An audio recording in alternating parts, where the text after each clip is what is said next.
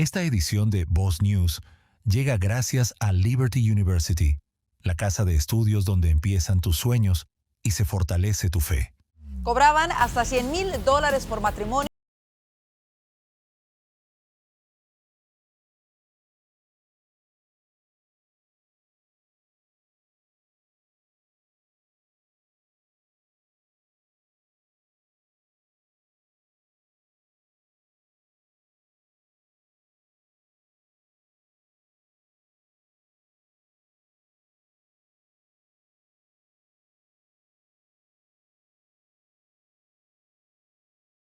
El presidente Donald Trump admitió finalmente que abandonó en secreto Turquía en un avión militar distinto al Air Force One y dijo que fue por recomendación del servicio secreto ante una amenaza real iraní.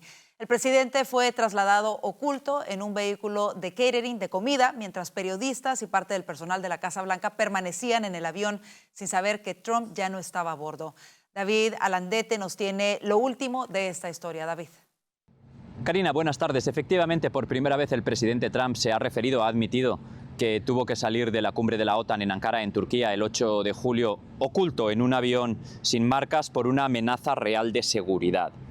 Estas declaraciones del presidente, hechas en la noche del martes, al ser preguntado por la prensa, llegan después de que los demócratas aquí en Washington, en el Capitolio, ya hayan empezado a pedir una investigación, ya hayan empezado a amenazar que si recuperan el control de alguna de las cámaras, la de representantes o el Senado, en las elecciones parciales, podrían investigar por qué se toma la decisión y cómo, y por qué se deja en el antiguo Air Force One al secretario de Estado, Marco Rubio, el jefe diplomático, a la prensa y a gran parte del equipo del presidente aquí en la Casa Blanca. En ese otro avión oculto, sin ningún distintivo, viajó el secretario de la Guerra, Pete Hegseth, y algunos de los integrantes del círculo más estrecho de asesores del presidente.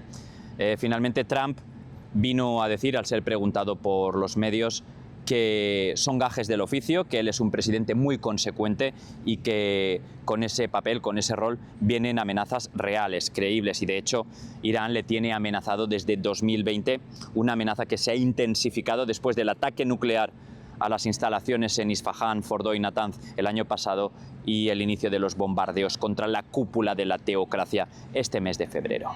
No, not surprised. I have a lot of threats. I have a lot of threats that you don't know about. Any consequential president has a lot of threats. Non-consequential presidents don't get threatened. And I think that I'm maybe the most consequential president. There's nobody who's done more than me in a period of almost 6 years. There's nobody. Por lo demás, el presidente ha dicho en un mensaje en redes sociales que considera que Estados Unidos está ya con el control casi total del estrecho de Hormuz, aunque en realidad Irán lo mantiene minado, incluso mantiene esa idea de que quiere cobrar un peaje, una tasa administrativa por el cruce de los barcos una vez haya acabado el conflicto, algo a lo que la Casa Blanca se niega tajantemente. Trump dice que tiene el control, amenaza con más ataques, a pesar de que se está negociando en plena campaña militar, y acaba su mensaje felicitándose de lo que ve como una victoria inminente y con un mensaje que solo él podría poner. Cualquier otro presidente hubiera armado un escándalo enorme, pero él mismo firma ese mensaje diciendo «Alabado sea Alá», imitando esa fórmula de los clérigos en Irán y en el resto del mundo islámico. Esto es todo. David Alandete, desde el ala oeste de la Casa Blanca. Gracias, David. Y el secretario de Estado, Marco Rubio, afirmó estar convencido de que Cuba entrará en una senda de cambio irreversible antes de que termine el mandato del presidente Donald Trump en 2029. Durante una entrevista para el podcast de Katie Miller, el jefe de la diplomacia estadounidense señaló que el futuro de la isla debe encaminarse hacia una transición. Sin embargo, aclaró que un sistema con 7 décadas de raíces no se transforma de la noche a la mañana.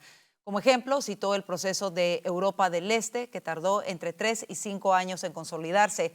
Rubio concluyó que una Cuba segura, estable y alineada con Washington es una prioridad absoluta porque responde directamente al interés nacional de los Estados Unidos. Y por favor, tómese un minuto en este momento y vaya a nuestro canal de YouTube, @VozMedia, ya que está ahí, déjenos sus comentarios sobre esta y otras noticias. Suscríbase y active las notificaciones para que siempre esté al tanto de lo nuevo. Recuerde que su apoyo nos ayuda a seguir creciendo. Vamos con más información. El Departamento de Justicia informó el arresto de 11 personas en Nueva York acusadas de operar una masiva red internacional de matrimonios falsos. Durante una década, la organización orquestó más de 1,000 uniones fraudulentas para conseguir residencias legales, cobrando a los clientes hasta $100,000 por pareja, principalmente ciudadanos chinos. El millonario negocio operaba a nivel nacional e internacional, reclutando a ciudadanos estadounidenses que recibían pagos de hasta $30,000. El Departamento de Justicia calificó el caso como uno de los fraudes matrimoniales más grandes en la historia de los Estados Unidos. Por cierto, el Departamento de Estado anunció hoy la creación de un grupo de trabajo especial para combatir el turismo de maternidad con el objetivo de defender la integridad de la ciudadanía estadounidense y evitar la explotación de los visados. Esta nueva fuerza de tarea ya revocó más de 600 visados a nivel mundial tras detectar redes lucrativas que cobran por asesoría ilegal y falsificación de documentos médicos. Las autoridades advierten que los extranjeros que mientan sobre el verdadero propósito de su viaje enfrentarán la inhabilitación permanente para ingresar a los Estados Unidos.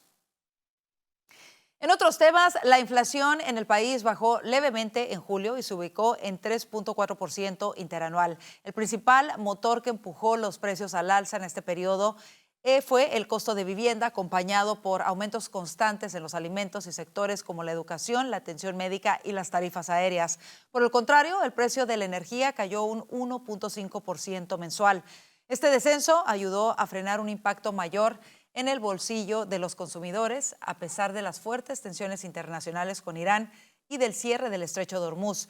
La inflación subyacente, que es la medida que excluye los alimentos y la energía por ser más volátiles, cerró con una variación del 2.5% anual. Esta pequeña desaceleración del mercado da un respiro directo a la Reserva Federal para el manejo de las tasas de intereses en los próximos meses.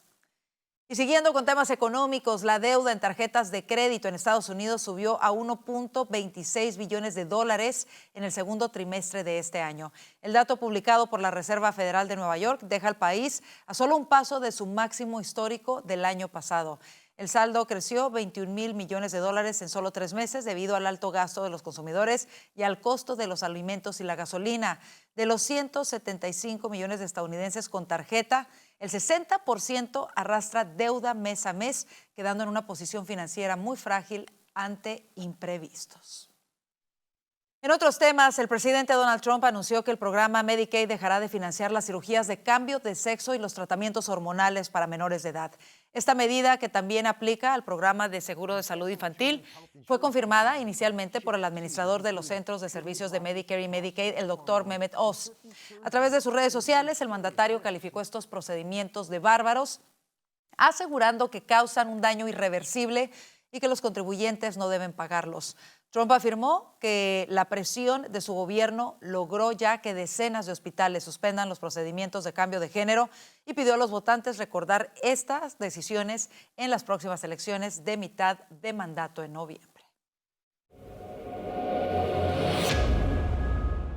Carolina del Sur, Minnesota y Wisconsin fueron algunos de los estados que ayer tuvieron primarias importantes para el panorama político nacional. Mientras en Carolina del Sur la contienda republicana por el Senado quedó encaminada hacia una segunda vuelta, en Wisconsin los demócratas protagonizaron una competida batalla entre el ala progresista y la moderada. Vanessa Vallejo nos tiene un resumen de la jornada electoral. Vanessa. Ayer se llevaron a cabo varias primarias en diferentes estados y 3 de ellas dejaron resultados muy importantes para el panorama político nacional y muy interesantes para entender las dinámicas internas de los dos partidos. Por un lado, 2 de los candidatos apoyados por el presidente Donald Trump no lograron la victoria y de otro lado, el movimiento radical socialista dentro del Partido Demócrata parece haber tenido un revés en esa racha de triunfos que había alcanzado durante los últimos meses. Empecemos por Carolina del Sur, donde la elección especial republicana para ocupar el escaño del fallecido senador Lindsey Graham terminó en segunda vuelta. Su hermana, la senadora interina Darlene Graham, obtuvo 32.7%, mientras que el congresista Ralph Norman quedó en segundo lugar con 24.6%. Como ninguno alcanzó el 50%, se enfrentarán nuevamente el 25 de agosto en una segunda vuelta. El resultado es significativo porque Graham contaba con el respaldo del presidente Donald Trump, pero aún así no logró imponerse en la primera ronda. En Minnesota, la presidenta de la Cámara Estatal, Lisa DeMuth, ganó la primaria republicana para gobernador con 43.4%, superando al empresario y activista Mike Lindell, que obtuvo 32.5%. La victoria de DeMuth es relevante porque derrotó a Lindell, quien contaba con el apoyo del presidente. Finalmente, en Wisconsin, el resultado más sorpresivo llegó del lado demócrata. El ejecutivo del condado de Milwaukee, David Crowley, derrotó por un margen extremadamente estrecho a la socialista demócrata Francesca Hong. El resultado fue de 39.8 frente a 39.3. En una rueda de prensa esta mañana, Crowley tuvo palabras de agradecimiento para Hong. And I especially want to thank Representative Francesca Hong. Her campaign reminded people across Wisconsin that there are no long shots when it comes to believing in a better future and fighting to expand opportunities to every family. That kind of passion, it strengthens our democracy. And I look forward to earning their support and everyone who participated in this campaign as we move forward together. Hong había sido considerada la favorita en las encuestas y representaba el ala progresista del partido, mientras Crowley se presentó como una alternativa más moderada, con mayores posibilidades de derrotar al republicano Tom Tiffany en noviembre. Su victoria, respaldada en las últimas semanas por el gobernador saliente, representa un pequeño revés para esa ala más radical del Partido Demócrata que llevaba meses en una racha ganadora. Sin embargo, el estrecho margen por el cual Crowley logra la victoria muestra una vez más la profunda división que parece haber dentro del Partido Demócrata. Rusia liberó al veterano militar estadounidense Robert Gilman tras pasar más de 4 años en prisión bajo cargos controvertidos y condiciones abusivas. El exmarine de 32 años, quien presentaba un grave estado de salud, fue trasladado a un hospital militar en Texas para recibir atención médica y psicológica urgente, donde se reunirá con su familia. Gilman fue detenido en 2022 y acumulaba una condena de 10 años tras ser acusado de agredir a guardias e inspectores dentro de la cárcel. Su hermana Lexi Hudson agradeció públicamente las gestiones del presidente Trump y del senador Ed Markey para lograr su liberación. Soy Gustavo Vargas. Al terminar el noticiario con Karina, quédate conmigo porque te voy a hablar de quién, en mi opinión, será la candidata a presidente en el 2028 y no es Kamala Harris y tampoco es Gavin Newsom. Quédate conmigo. No se lo pierda, mientras tanto quédese, hay rescates milagros en Colombia. Hablaremos de esto y mucho más al regresar aquí a Voz News.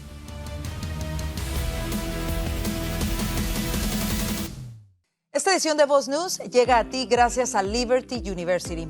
Con 200 programas en campus y más de 600 en línea, Liberty ofrece una educación que sobre todas las cosas respeta tu fe y tus valores. Ahora mismo Liberty está ofreciendo becas para familias hispanas que creen en el progreso. Puedes llenar tu solicitud hoy mismo en el link que te presentamos en pantalla. Conoce Liberty University, en donde una visita puede cambiar tu vida.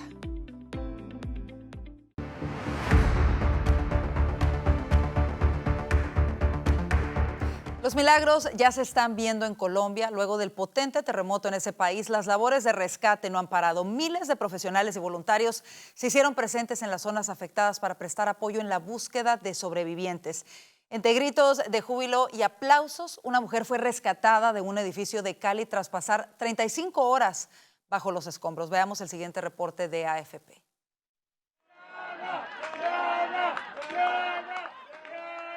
Y para allá empezó el terror más grande para nosotros. Y mire, es que salir de eso es un milagro. Cali es una de las ciudades más afectadas por el terremoto de magnitud 7.4 que tuvo lugar a primeras horas del lunes. Las cifras oficiales estiman que el sismo dejó más de 200 muertos y más de 2.000 heridos. Pero a medida que pasan las horas, la revisión de los escombros no se detiene. Cada media hora hacemos silencio para buscar si encontramos gente con vida. Hasta el momento se han sacado 3 personas con vida, 3 personas fallecidas y hay bastantes personas con vida. Estamos tratando de remover los escombros para poder ingresar y sacar a las personas. Los expertos consideran que la ventana crítica para salvar vidas se cierra a las 72 horas. El gobierno decretó el miércoles 3 días de duelo por el terremoto. Y a propósito del potente terremoto en Colombia y en medio de la búsqueda de sobrevivientes y fallas de comunicaciones, la tecnología puede jugar un papel fundamental, pero ¿cómo usarla para encontrar a nuestros seres queridos? Bueno, nos enlazamos con nuestro compañero Juan Guevara, que nos tiene todos los detalles de ello. Juan, y es que la tecnología puede hacer la diferencia en este tipo de emergencias. Cuéntanos cuáles son las herramientas tecnológicas que se pueden utilizar en medio de estos desastres naturales. Bueno, Karina, saludos desde el Consulado de Colombia aquí en la ciudad de Houston, en donde, por cierto, se han venido dando cita a varios medios de comunicación constantemente por las cifras que sigue diciendo el gobierno de Colombia de toda la gente que está accidentada, fallecida, etcétera. Ahora, hay una cosa importante, cómo utilizar la tecnología para poder localizar a parientes o a seres queridos que pudieran de alguna manera pues estar necesitando ayuda. Y esto es sí que yo le pido a nuestro auditorio que tome lo que le vamos a decir. Primero, hay un servicio gratuito que se llama Google People Finder. Ustedes lo buscan directamente en Google, así como les estoy diciendo, Google People Finder. Y eso lo que hace es, ustedes pueden poner ahí en Google People Finder y lo que hacen es Google automáticamente trata de buscar el teléfono celular o el teléfono móvil asociado a este nombre para poder terminar pruebas de vida, si se está conectando al internet, en dónde pudiera ser su localización, etcétera. Obviamente está en diferentes idiomas, en español, y eso constantemente está actualizando cuando encuentran los dispositivos de las personas.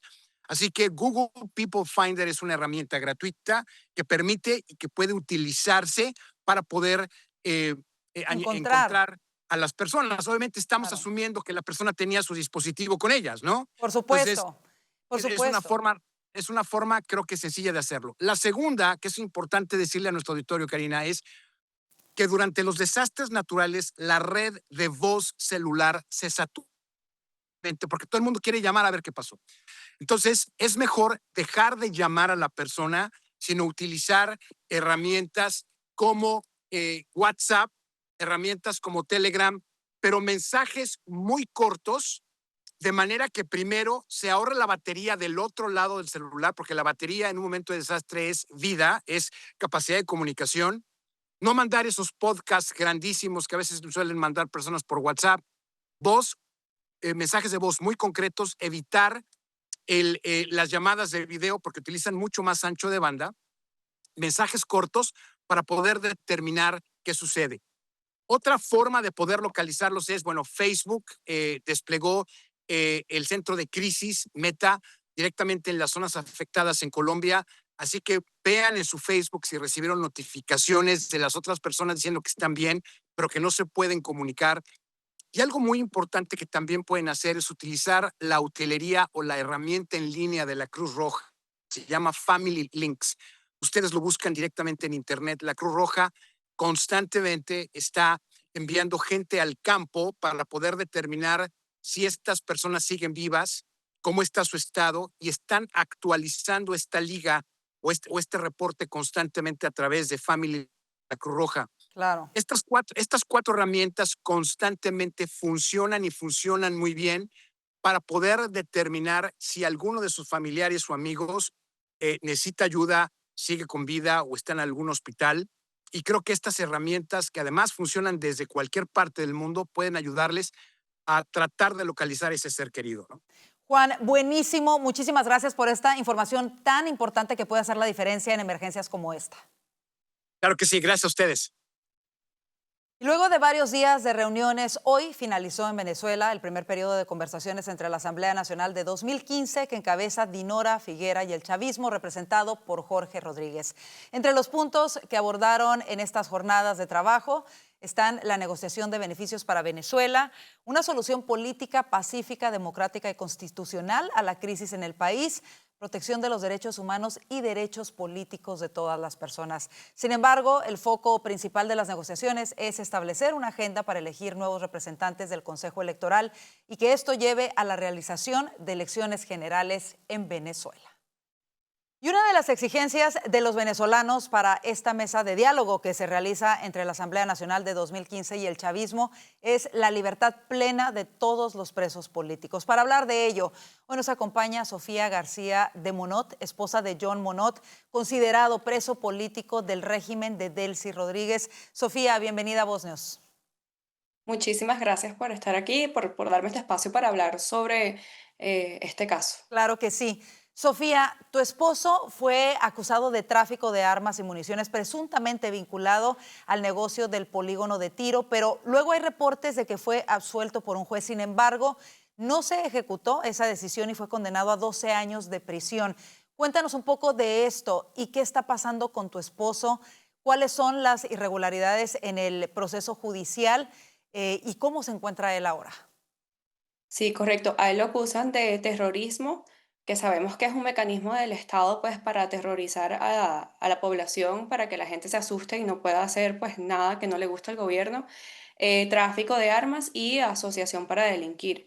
Él en el juicio del 18 de junio se le da una absolutoria, o sea, es declarado inocente y se le otorga la devolución de todos los bienes, porque bueno, si no sería un robo. Em, en este caso, pues nosotros celebramos pues con mucha felicidad esa absolutoria que tanto luchamos. Fueron 2 años de muchas injusticias que, bueno, ahora si me las pongo a contar, pues sería muy larga esta entrevista, pero gracias a Dios llegamos a esa absolutoria. Ahora me llama el defensor y me dice, mira, ven a buscar a tu esposo, nosotros somos de otra ciudad, a mi esposo lo trasladaron a la capital, a Caracas, y cuando estoy aquí al día siguiente veo que él no sale, que no se hace efectiva la boleta de excarcelación y silencio absoluto total de parte de todas las instituciones gubernamentales a través de días y semanas. Luego yo decido nombrar un abogado privado de nuevo porque lo hemos intentado en otras ocasiones y se nos ha negado. Contacto al doctor Joel García y ante la negación de siquiera recibirnos la petición de la defensa privada, yo decido hacer esto público. Luego, el 3 de agosto, algunos días después de yo hacer esto público, llaman a mi esposo para una supuesta audiencia donde se le notifica que hubo una audiencia fantasma, porque nunca existió, el 30 de julio, donde ahora lo declaran culpable y lo sentencian a 12 años de cárcel. Esto es el mismo juez y quien le da la noticia es solo la asistente del juez, o sea, no estuvo presente ni el defensor, ni estuvo presente los fiscales, ni el propio juez, ni tampoco existió esa audiencia del 30 de julio. Terrible. Porque yo le informé al defensor sobre el cambio de la absolutoria a la condenatoria, al defensor público que el mismo gobierno pues me asignó. Claro. Este es un caso, como tú lo mencionas, terrible, que aparentemente no hay una explicación, siendo que el mismo juez lo había liberado y ahora da esta orden de sentenciarlo a 12 años. Justo en estos momentos, Sofía, se está llevando a cabo una mesa de diálogo en Venezuela y uno de los puntos a tratar es precisamente la liberación de todos los presos políticos. ¿Tienes confianza en este proceso de diálogo y cuál sería tu llamado? Bueno, no sé si confianza sea la palabra, pero a ver, no tengo mucho más a qué ponerle mi esperanza. Exigimos todos los familiares de los presos políticos, porque esto no se trata ni de mi esposo ni del señor Humberto Durán, esto se trata de al menos 500 presos políticos contabilizados, pero deben haber muchos más asustados que no quieren sumarse a estas listas y les pedimos a esa asamblea del 2015, a Dinora Figuera, le pedimos también a la presidenta encargada, Delcy Rodríguez, le pedimos a todas las personas que se supone que se sientan en una mesa de diálogo para representar un cambio en Venezuela, que ese cambio no puede existir. La democratización de un sistema no puede existir si hay presos, si hay rehenes del Estado en cárceles y no han hecho absolutamente nada para ayudarlos y para solventar esta situación. Claro. Sofía, quisiera rápidamente que le compartas a la gente que no conocen a tu esposo, cuánto tiempo lleva él detenido y sobre la inocencia, ese mensaje, la gente que nos está viendo hoy, ¿cuál sería el mensaje con el que quieres que se queden acerca de tu esposo? Y por supuesto a las autoridades que nos vean aquí en los Estados Unidos, que están siendo parte de este proceso de regularización en Venezuela. Sí, mira, creo que lo que más describe a mi esposo es que es una persona, un padre de familia que le encantaba pasar tiempo con sus hijos y eso es lo que más le tiene nervioso sobre toda esta situación y es el no poder vivir con sus hijos y compartir con ellos. El día que a él se lo llevan preso sin orden de aprehensión, nos estábamos peleando por ver quién iba a buscar a los niños al colegio porque nos encantaba. Y ese día pues llego yo primero y le pregunto, lo llamo y le pregunto, ¿te espero? Y él me dice, mira, no, dame un chance, no creo que llegue porque me están llamando que hay una comisión de la PNB, de la policía, en mi comercio y bueno, tengo que ir a atenderlos. Pero ese tipo de padre y de esposo era que pues quería estar en absolutamente todos los momentos, hasta en cualquier pick-up del colegio. No quería saltarse nada y ha sido terrible saltarse 2 cumpleaños y 2 navidades de mis 2 hijos. Es de verdad devastador. Historias como la tuya y la de tu familia de verdad son devastadoras, Sofía. De verdad, nuestras oraciones para que esto se resuelva pronto y agradecerte el que compartas tu historia con la audiencia de Voz News. Estamos siguiendo muy de cerca lo que está sucediendo en Venezuela y por supuesto que parte de ello es muy importante la liberación de todos estos presos políticos. Gracias de verdad y estaremos al pendiente de lo que suceda en tu caso. Muchísimas gracias a ti. Chao. Gracias, bendiciones. Nadie sabe en dónde está Rubén Rochamoya, el gobernador con licencia de Sinaloa, quien lleva más de 100 días fuera del cargo. Mientras tanto, el gobierno de México dice que sigue esperando que Estados Unidos presente las pruebas que sustenten los señalamientos en su contra y que permitan determinar si procede su eventual detención y extradición a este país. Alejandro Roldán desde Ciudad de México nos tiene más información. Alejandro. Karina, te saludo con gusto. Ya han pasado más de 100 días desde que el gobernador de Sinaloa, Rubén Rochamoya, solicitó licencia tras la acusación presentada por el Departamento de Justicia de Estados Unidos, que lo señala por presuntos vínculos con un grupo criminal. Lo que fue planteado como una separación temporal del cargo se ha convertido en una ausencia prolongada, mientras su situación jurídica continúa sin resolverse. No han enviado la información.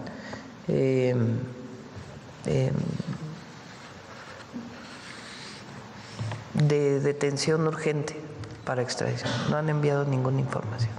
Hay que recordar que Rochamoya solicitó separarse temporalmente del cargo el 1 de mayo de este año y el Congreso de Sinaloa aprobó su licencia al día siguiente, designando a Geraldine Bonilla como la gobernadora interina. El mandato constitucional de Rochamoya concluye en octubre de 2027, por lo que al menos formalmente conserva la posibilidad de regresar al cargo. Es una decisión de él, de mientras siga este proceso, pues mantenerse. Así lo dijo él en el momento en que salió de su puesto. Dijo, no quiero poner en duda la gobernabilidad de Sinaloa, ni mucho menos. Prefiero dejar el puesto en lo que continúa esta investigación.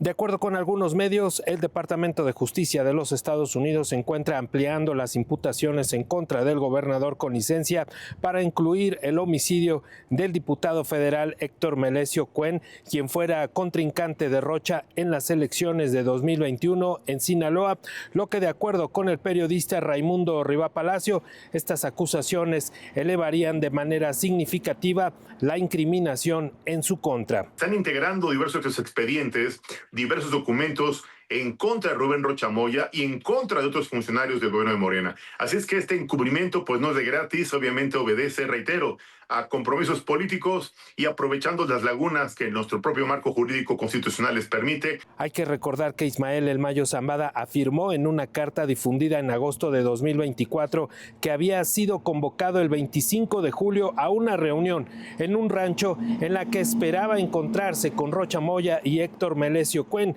Sin embargo, fue fue ese mismo día en el que el Mayo fue trasladado a Estados Unidos. Rocha Moya ha negado haber estado en esa reunión porque él se encontraba fuera del país en un viaje a los Estados Unidos, por lo que habrá que esperar las investigaciones del Departamento de Justicia. Si es que se emitiera una orden de localización y aprehensión, pues evidentemente ya sería una búsqueda en coordinación y bajo el apoyo y colaboración del gobierno mexicano. Esta es la información desde la Ciudad de México para Voz News. Alejandro Rolten.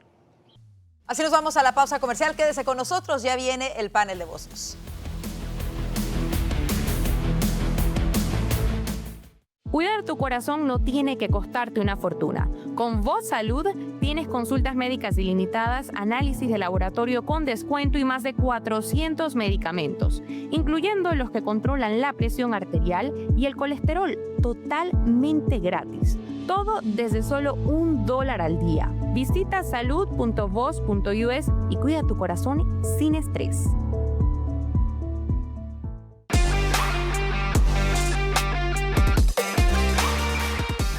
Las recientes jornadas de elecciones primarias han ofrecido un vistazo a las dinámicas internas de republicanos y demócratas en varios estados. Ayer, en Carolina del Sur, la atención se centró en la contienda republicana, mientras que en Wisconsin, el Partido Demócrata también celebró primarias. Para evaluar el impacto de estas elecciones y los posibles giros estratégicos, hoy le damos la bienvenida a nuestros analistas.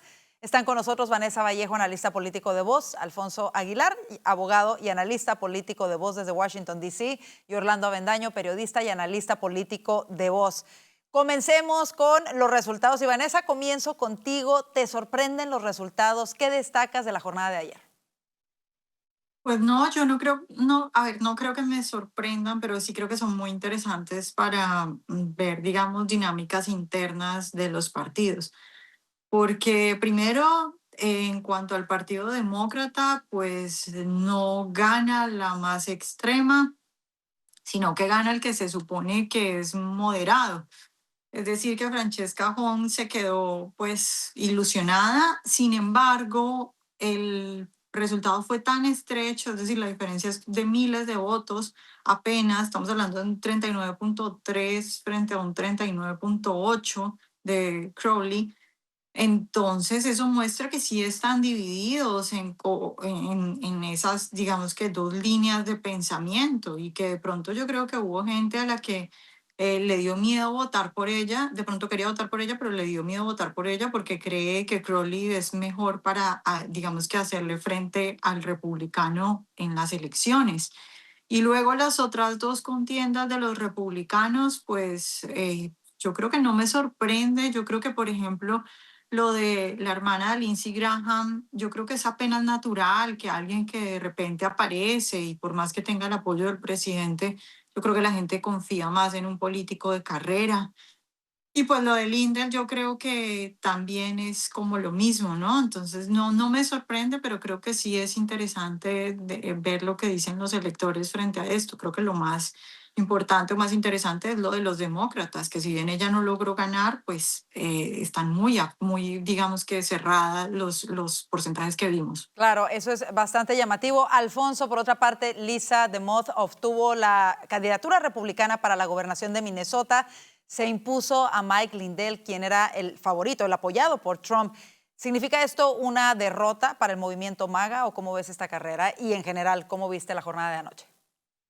Ese está muy triste por la pérdida del Pillow Guy, que ella lo seguía de cerca. Mira, yo difiero, Vanessa, porque yo creo que los candidatos trumpistas prevalecieron, le fue bien. Vimos a la hermana de Graham. Yo creo que el problema del Pillow Guy, de Lindell, no es tanto que era su personalidad. Yo creo que llamaba la atención y eso al final le hizo daño en la primaria. Es un tipo que tiene sus ocurrencias, hay que admitirlo, llama mucho la atención y yo creo que eso le hizo daño, pero no creo que la gente haya votado en contra de él porque Trump lo endosó. Lo mismo voy a decir con Francesca Hong. Yo no creo que Francesca Hong pierde porque sea socialista. Yo creo que ella pierde porque su coeficiente intelectual es muy bajo y dijo una serie de estupideces que obviamente no la ayudaron políticamente. El decir que ella no le gusta el Día de Acción de Gracias, algo que es tan americano, pues eso no la ayuda. Al final, su rival, yo creo que él se había salido de la contienda, después regresó a mediados de julio y en poco tiempo fue ganando terreno. Otra cosa que llamó la atención es que Bernie Sanders no la endosó. Y yo creo que Bernie no la endosó. Yo creo que Bernie la hubiera endosado, pero tenía dudas sobre el carácter y la persona. Fíjate que en Minnesota, la candidata socialista, la extremista al Senado, fue la que ganó en Minnesota. O sea que tuvieron también una buena noche. Salió un candidato socialista en Minnesota para el Senado. O sea que yo creo que es una de cal, una de arena, pero yo creo que en estos dos casos de Lintel y Hong eran candidatos que tenían problemas de personalidad, no era tanto ideológico y por eso no prevalecieron. Orlando, ¿cuál es tu análisis de esta jornada electoral? Y como lo dice Alfonso, una de cal, una de arena. ¿Cómo podemos anticipar qué vamos a ver en las elecciones de noviembre? De acuerdo, yo creo que la jornada de ayer no necesariamente marca una tendencia. Más bien lo que vimos fue pues el desempeño de personalidades que no necesariamente son, pues en el caso de Mike Lindell, pero personalidades que no tienen una trayectoria o que no generan confianza por sí mismas más allá de sus ideas. Como dice Alfonso, el caso de Lindell, obviamente el caso de Hong. Pero pues hubo un poco de todo, ¿no? Ganaron candidatos trumpistas, al mismo tiempo pierde un candidato de Trump, ganaron candidatos de la extrema izquierda, socialistas, al mismo tiempo pierde frente a un moderado. Yo creo que esto fue una contienda pues, extraordinaria en el sentido de que no refleja realmente la tendencia que se venía marcando a nivel nacional en otras primarias que habíamos visto. Pero lo cierto es que pues así como no se refleja una tendencia, no podemos afirmar que los socialistas, que son quienes nos deben generar terror en esta dinámica electoral, perdieron, ¿no? O les ha ido mal o están sufriendo un revés, al menos por el caso particular de Francesca Hong. Yo creo que los socialistas siguen robustos, se van a seguir midiendo y van a seguir demostrando el desempeño que tienen. Y aquí está el factor, obviamente, como lo mencionaba Alfonso, que pues líderes de la extrema izquierda estadounidense no se abalanzaron propiamente sobre esta contienda, en parte por temor a la personalidad de Francesca, ¿no? Como el caso de Bernie Sanders. Y si me permites, Karina, hacer un comentario adicional que me parece muy importante, es lo increíble de las encuestas en Wisconsin, porque para la gobernación, hasta este momento, tenían a Francesca Hong ganando por un margen bastante cómodo y aún así termina perdiendo, aunque haya sido por un margen corto, pero las encuestas no pudieron reflejar ese cambio en la intención de los votantes. Eso te dice mucho de las encuestas. Incluso Frank Luntz, el famoso encuestador republicano, dijo que había que paralizar todas las encuestas para ver exactamente qué es lo que había pasado. Pero interesante. Eso sí llama la atención. No, llama la atención y nos da más incertidumbre del escenario que podemos ver en las elecciones de noviembre. Básicamente, ni podemos confiar completamente en las tendencias de las encuestas, ni tampoco en la tendencia del voto, porque no hay una tendencia definida, valga la redundancia de la palabra. Pero bueno, vámonos al siguiente, muy interesante este tema, vamos al siguiente tema y es que tiene que ver con la inflación, a todos nos importa, la inflación interanual en el país durante el mes de julio de este año bajó 1 décima y se ubicó en el 3.4% en comparación del 3.5% registrado en junio, según datos oficiales de la Oficina de las Estadísticas Laborales. Aquí quiero comenzar contigo, Alfonso. ¿Te parece un buen resultado si tenemos en cuenta la guerra con Irán y los aranceles? Bueno, sí, tienden a indicar de que la economía va por buen camino. Cuando se sustrae los precios de la canasta familiar, la energía, pues entonces lo que se llama el core inflation baja a 2.5, que vuelve a ser una baja. El mes pasado fue 2.6, 2.5. Esa es la baja más alta en 6 años o quizás más. Entonces, eso indica que todo va por buen camino. El problema sigue siendo la energía, ¿no? Entonces, ese es el dolor de cabeza para el presidente. El conflicto en Irán ha tenido un costo y eso es lo que lleva a la inflación a mantenerse como está, ¿no? Entonces, sin embargo, hay un sinnúmero de productos de la canasta familiar que han bajado, los huevos, otros productos, ahora no recuerdo, creo que incluso la carne pudo haber bajado un poquito. Esto es importante.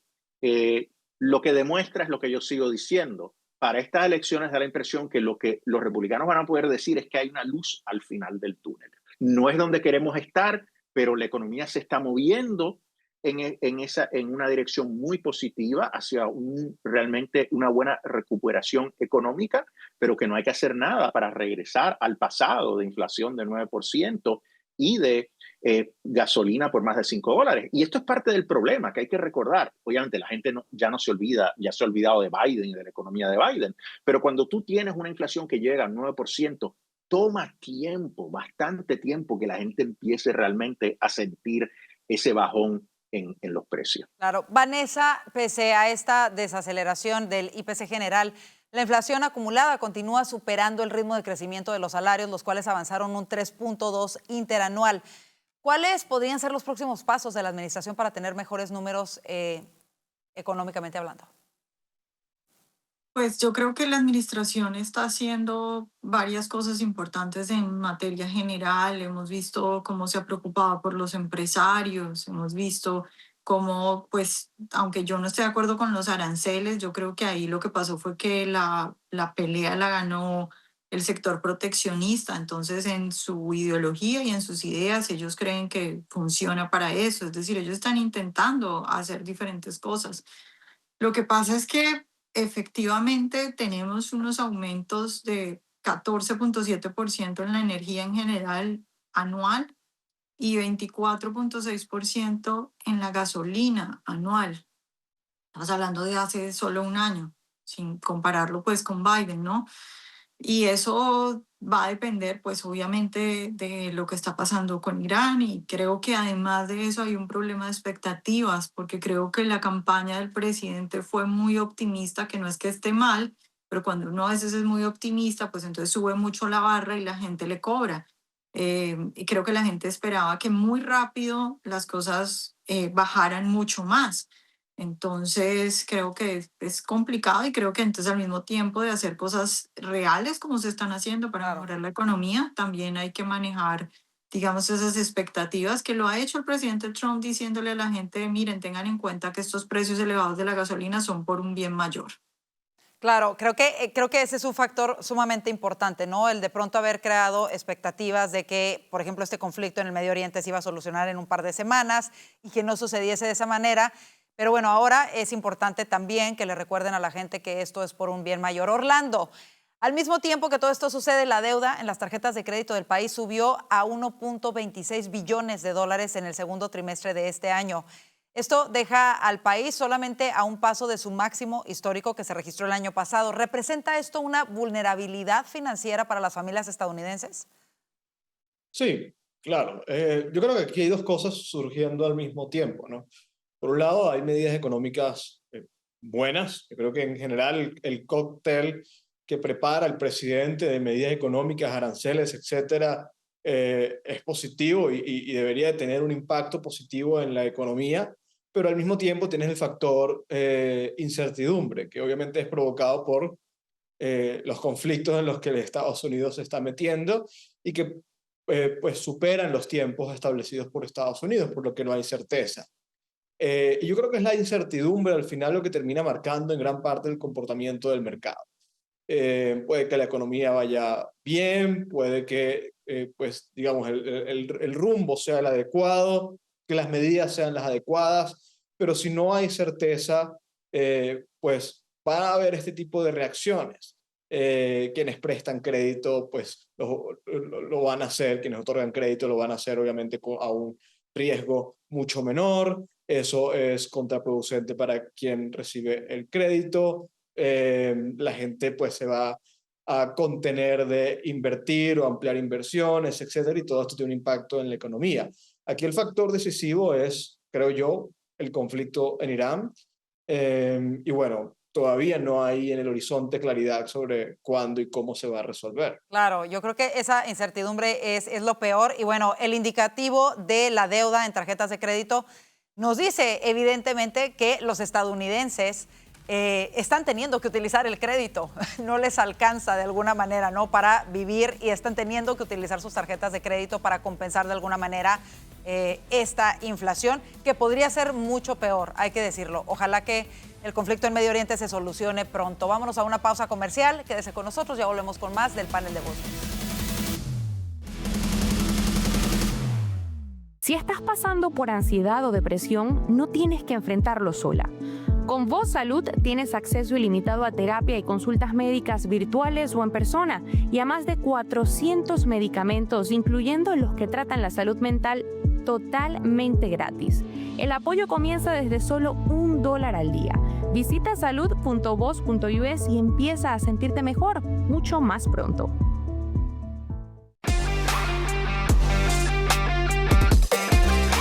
El presidente Donald Trump anunció que el programa Medicaid dejará de financiar las cirugías de cambio de sexo y los tratamientos hormonales para menores de edad.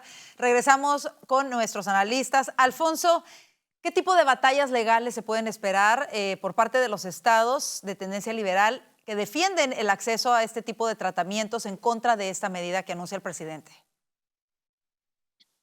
Bueno, se pudiera argumentar desde el punto de vista de ellos que es una forma de discrimen, pero obviamente aquí hay un interés apremiante del Estado, y es que no se abuse de menores de edad. En los momentos en los que vivimos, en el mundo en el que vivimos, no me sorprenda que encuentren algún federal que esté dispuesto a darle razón, pero yo creo que el Supremo tiene esto claro. Recuerden la decisión reciente en el caso de Tennessee, si no me equivoco, donde dijeron que los estados podían prohibir estos tratamientos de cambio de sexo, cirugías para menores. O sea que yo creo que esto eventualmente sería validado. Me parece algo que se tenía que haber hecho hace tiempo. Me sorprende que Medicaid estuviera pagando estos servicios. O sea, para que vean, cuando los demócratas dicen no, que Biden nunca quiso que los menores tuvieran acceso a este tipo de terapia, ¿y por qué creen que el Medicaid lo estaba haciendo? Precisamente por la administración Biden. Ellos hicieron todo lo posible para que se les pagara estos servicios a los menores de edad, lo que es verdaderamente descabellado. Yo añado otra pregunta. ¿Por qué Medicaid tiene que pagarle servicios de cambio de sexo a adultos también? Eso no es un servicio de salud. De mi punto de vista, eso es un cambio estético. No sé, ¿por qué los contribuyentes están pagando por ese tipo de servicio médico cuando otros, quizás más importantes, esenciales, no los cubre Medicaid? Correcto, y creo que esa es una gran pregunta, Alfonso, hablando, por ejemplo, de tantos pacientes en tratamientos costosísimos de cáncer, en tratamientos de algunos otros padecimientos que, como bien lo dices, no están cubiertos bajo Medicaid o no les alcanza a cubrir el seguro, y de pronto estos tratamientos que verdaderamente son opcionales. En determinado caso, quizá debería de pagarse un tratamiento de atención de salud mental, ¿no?, a personas que rechazan su cuerpo, pero no este tipo de cirugías. Que te garantizo que los servicios mentales, psiquiátricos o psicológicos no te los cubre el Medicaid, pero sí te cubre el cambio de sexo. Y que además se paga con nuestros impuestos. Orlando, ¿no es paradójico que los liberales en este caso defiendan estos tratamientos, incluso en los menores de edad, pero por ejemplo no defiendan la vida de los no nacidos? Bueno, absolutamente. Es parte de la hipocresía inherente a la izquierda, ¿no? Ayer vi un video que ejemplifica muy bien cómo se comportan estas personas. Es una caricatura, pero es una madre que iba en un carro y iba a mucha velocidad y se detiene porque iba a atropellar a un pequeño caracol. Y lo salva, lo aparta de la carretera y luego va con el carro y llega a una clínica de abortos para realizarse un aborto, ¿no? Y yo creo que eso es un poco lo que ejemplifica la izquierda. Se preocupa más por las causas morales que hay afuera, etcétera, protestando por Gaza, todas estas cosas, pero al mismo tiempo apoyan todo tipo de medidas liberticidas, homicidas dentro de su propia comunidad y dentro de su propia familia. Es vergonzoso en este caso. Yo creo que también hay un desprecio a la vida cuando se apoyan este tipo de medidas y en vez de buscar una solución, por ejemplo, psicológica o psiquiátrica, de alguna manera hay un desprecio a la naturaleza, a la biología, a la razón, ¿no? Yo creo que esto es en gran parte lo que determina la forma en la que opera y el pensamiento que hoy es inherente a la izquierda. es irracional, es profundamente irracional. Van contra todo aquello que de manera objetiva es natural y es racional. Y no solamente eso, sino que desafortunadamente en algunos estados incluso prevalece esta ideología venenosa de verdad en contra de los menores de edad, negándoles incluso el caso que hemos citado varias veces aquí, el caso de esta jovencita en California que terminó suicidándose. La mamá les pedía que le dieran atención mental a su hija porque estaba pasando por depresión y no, el Estado se la quitó, la pusieron en este centro temporal, le empezaron con el tratamiento hormonal, todo pagado obviamente con los impuestos de los ciudadanos y ella termina suicidándose porque esa no era la respuesta. No le negaron el cuidado de salud que su madre pedía y al final de cuentas la niña terminó con su vida. Vanessa, ¿qué representa esta decisión que toma el presidente Donald Trump para terminar con estos procedimientos y que no sean financiados por nosotros los contribuyentes? Pues a mí me sorprende que estemos dando como esta batalla, ¿no? Porque en realidad es una batalla. Recordemos que hace unos meses el presidente, o creo que en el inicio de la administración, el presidente intentó sacar esto y bloquear esto y tuvo problemas legales también. Entonces, es una batalla, es un presidente que está intentando dar una batalla por algo que debería ser evidente, es decir, debería ser natural, que los niños no deberían tener este tipo de cirugías ni este tipo de hormonas, y aún así lo estamos peleando. A mí lo que me muestra esto es el gran triunfo que ha tenido la izquierda en los últimos años de normalizar este tipo de cosas y de alguna manera incluso involucrar sentimientos, porque vemos a todos el lobby ahora diciendo que hay niños que se van a suicidar porque no les permiten hacer este tipo de cirugías. Tenemos a papás confundidos, a papás preocupados porque en su escuela el psicólogo les dice que si no deja que su niño haga lo que se le dé la gana, entonces el niño se va a suicidar. Es decir, tenemos una batalla muy, muy fuerte porque hay una buena parte de la población que yo creo que está confundida sobre esto y es culpa de ese gran avance, y el avance está ahí en que tenemos un presidente que le toca luchar para algo que para nosotros es sentido común. Creo que hay que ponerlo en perspectiva y retomando la idea que planteaba en un inicio Alfonso, ¿cuántos niños estarán ahorita esperando tratamientos costosísimos de cáncer? ¿Cuántos estarán esperando un trasplante para poder sobrevivir, que dependen de eso y no tienen los fondos o no les están siendo cubiertos estos tratamientos de vida o muerte? Y por otra parte, se estaban destinando fondos públicos para extirpar órganos perfectamente sanos, para hacerle a una niña una doble mastectomía, para hacer una castración química en menores de edad. Ese es el grado de locura al que ha llegado la izquierda. Y afortunadamente se está poniendo un alto, no solamente porque es una ideología terrible que termina con nuestros niños y nuestra juventud, sino porque además nos hacían pagarla a nosotros. Recursos que se pueden utilizar para niños y para pacientes que en realidad necesitan este tipo de tratamientos. Y en este caso, yo creo que el tratamiento que estas personas necesitan no es de una transición de género, porque nunca van a poder cambiar la manera en la que Dios los creó, sino un tratamiento psicológico de salud mental que los ayude a aceptarse y a vivir de la manera más plena en la manera en la que Dios los creó. Vámonos al siguiente tema. Compañeros, el Departamento de Justicia informó del arresto de 11 personas en Nueva York acusadas de operar una masiva red internacional que cobraba, escuchen esto, hasta $100,000 por matrimonios falsos con el propósito de obtener la ciudadanía estadounidense. Alfonso, ¿qué vacíos estructurales o legales revela en este caso los procesos de verificación a través precisamente del Departamento de Ciudadanía y de Inmigración? Bueno, yo creo que esta administración está fortaleciendo estos mecanismos para detectar cuando hay fraude. Tristemente, esto es bien común. O sea, a veces son arreglos individuales entre personas. Pero claro, la gente se da cuenta que se puede abusar del sistema, entonces se crean estas empresas, ¿no? Que ofrecen estos servicios, imagínate, son multinacionales, ¿no?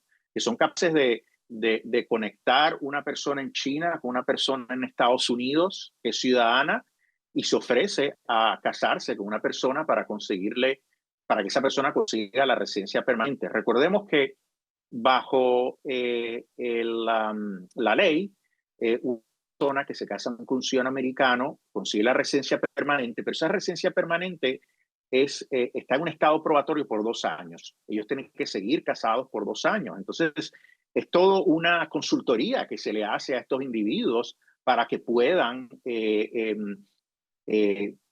representar el fraude, ¿no? Que lo puedan hacer correctamente y representar ante las autoridades esa mentira, ¿no? Entonces, es verdaderamente increíble, pero como digo, esto es bastante común, tristemente, y es increíble, pero la gente sabe cómo hacer la trampa, ¿no?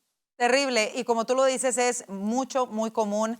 De alguna manera hemos visto que siempre se ha estado abusando de varios métodos para obtener la ciudadanía. Recientemente veíamos que el Departamento de Estado, hoy mismo de hecho, anunció la creación de un grupo específico y especial para combatir el turismo de maternidad, que es otra forma de fraude también para obtener niños ancla y la ciudadanía en este país. Vanessa, ¿cómo ves esta investigación y cómo crees que esto perjudica a personas que de verdad quieren hacer las cosas bien? Matrimonios legales, por ejemplo. Vemos el fraude, pero imagínate las personas que realmente son marido y mujer y que también es engorroso de pronto seguir todo este procedimiento legal a causa de los que cometen fraude. Sí, yo creo que hay muchas personas que en este momento están sufriendo las consecuencias de todo esto, ¿no? Hay muchos matrimonios reales que ahorita están viendo cómo es más difícil, cómo tienen que pues responder más preguntas, cómo tienen que ver cambios en las cosas. Recuerdo que un amigo mío me dijo hace poco que la persona como que le estaba entrevistando no le creía mucho y mi amigo como un poco frustrado le dijo, señor, pero ¿qué más prueba quiere que tenga un bebé? Le pongo el bebé aquí encima de la mesa. Entonces hay gente que efectivamente le cuesta mucho trabajo y que lo está haciendo bien y obviamente estas cosas lo perjudican. Para mí, lo que necesita este país es hacer una reforma migratoria para encontrar la forma de que las personas buenas y las personas valiosas para el país tengan maneras más fáciles, porque efectivamente es difícil, pero evidentemente estamos ante un caos, ante el desastre, las consecuencias de varios años muy complicados de una administración Biden que dejó entrar a tanta gente y es difícil poner eso sobre la mesa, pero yo sí creo que este país necesita esa reforma para que tanta gente buena que viene pues logre una manera de quedarse, digamos que más fácil. Claro, y no tenga tantos obstáculos a causa de esto. Cerramos el tema contigo, Orlando. ¿Crees que ya era tiempo de que se combatiese el fraude migratorio en el país? Sí, claro, y va tarde y obviamente es una respuesta a una crisis migratoria que se salió de control bajo la administración Biden. Desafortunadamente el sistema se quebró por completo, eso abrió una puerta que fue aprovechada por millones de personas y ahora pues el gobierno se ve obligado a tratar de corregir el sistema, pero esto termina siendo positivo porque pues obviamente se está atendiendo una crisis particular, pero ayuda a reparar problemas estructurales que venían acumulándose por décadas. Es que el fraude, este tipo de fraudes, como de matrimonio o por bebés, viene ocurriendo desde hace décadas. Probablemente la motivación para repararlo no era tan grande, dado que la crisis migratoria no había llegado a los niveles que llegó bajo la administración Biden. Pero bueno, afortunadamente llega una administración que está dispuesta a hacer lo que corresponde, y esto es fundamental precisamente para lograr lo que dice Vanessa, que es que la gente buena, la gente que realmente quiere aportar y que contribuye al crecimiento de Estados Unidos, pueda hacerlo sin necesidad de atravesar tantas trabas. Por supuesto. Con eso nos despedimos, se nos terminó el tiempo. Como siempre, un gustazo tenerlos en el panel. Gracias, Vanessa Vallejo, Orlando Avendaño y Alfonso Aguilar. Y gracias a usted por su sintonía. Tómese un minuto, vaya a nuestro canal de YouTube, @VozMedia, suscríbase y active la campanita para que no se pierda nada de nuestro contenido. Que tengan una excelente noche y si Dios lo permite, le esperamos mañana. Bendiciones. Esta edición de Voz News llega gracias a Liberty University, la casa de estudios donde empiezan tus sueños y se fortalece tu fe.